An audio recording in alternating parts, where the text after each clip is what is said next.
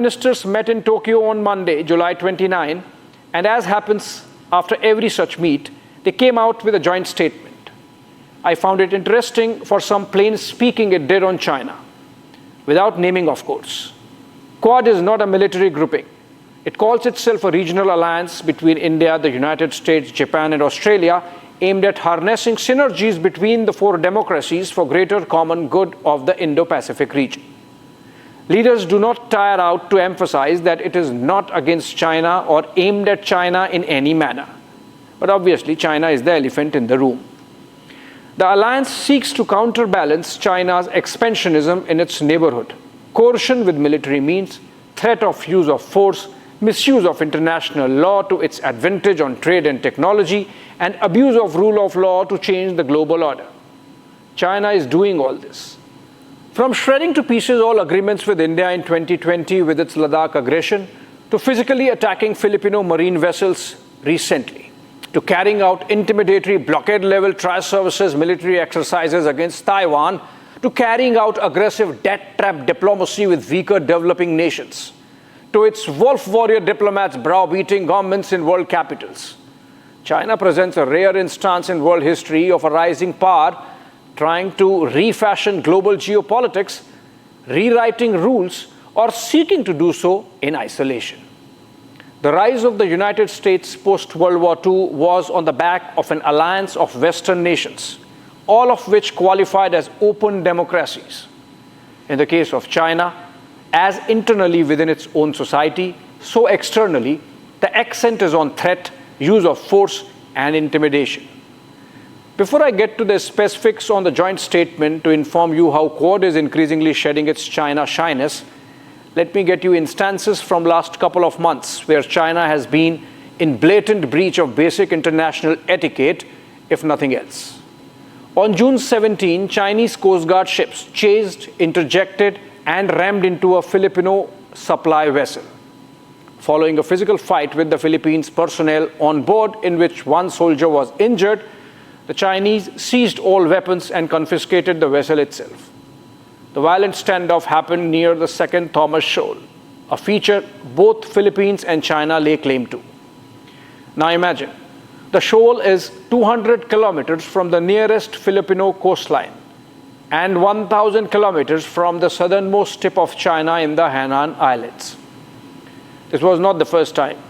Chinese naval ships and private militias have been flexing their muscle and intimidating Philippines regularly in violation of an international arbitral award that acknowledged Filipino claims over the disputed territory.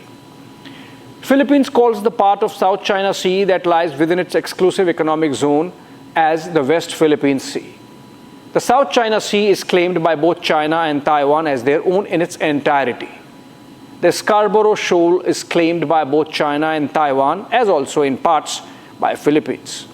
The Spratly Islands are claimed by China, Taiwan, Vietnam, Malaysia, and Philippines. Amid all these claims and counterclaims, China alone flexes its military muscle to impose its ideas of ownership. And belligerence has increased over the last few years. Not difficult to fathom why. 25% or 1/4 of the world's goods trade and an additional 1/4 of total oil trade passes through the Malacca Strait in 100,000 ships annually. All this goes to the South China Sea, which accounts for 60% of all maritime trade globally. Naturally, it's a choke point. China wants to control it, and the world won't let it. That's where Quad comes in. I covered the first two in-person Quad leaders summits in Washington, D.C. and Tokyo in 2021 and 2022, respectively. In both, during background briefings and public statements, leaders and diplomats were careful not to center stage China. Questions asked by media persons were either deflected or couched in diplomatese to take all the sting out. Also, while the D.C. summit had a strong overhang of COVID, the Tokyo one happened within a month of Russia starting its Ukraine war and so took all attention. China remained a shadow. The third Leaders Summit happened in Hiroshima last year. The fourth is to be hosted by New Delhi later this year, but is facing some scheduling issues given lame duck nature of the Biden presidency.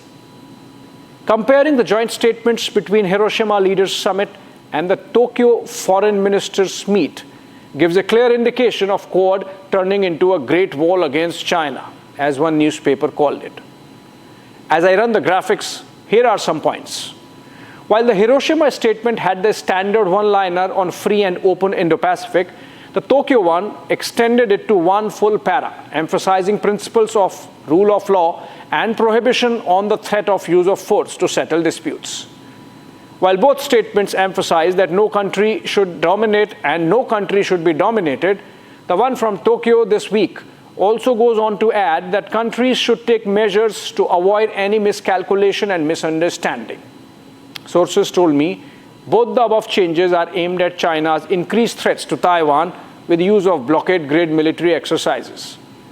The para on South China Sea situation for the first time mentioned the 2016 UN Arbitral Award, which acknowledged Philippines' claims over the disputed territory.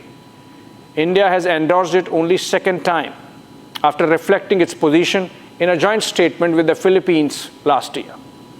The Tokyo Foreign Minister's statement adds a new para on launch of a Quad maritime legal dialogue, which I am told will create a mechanism to uphold United Nations Convention on the Laws of the Seas, the UNCLOS, among the Indo-Pacific nations, essentially creating one more pressure point for China to tackle. While the Hiroshima statement initiated focus on undersea cables, a critical infrastructure for modern communications and commerce, Tokyo statement goes further and talks of securing these cable networks through trusted vendors, emphasis being on those whom you trust.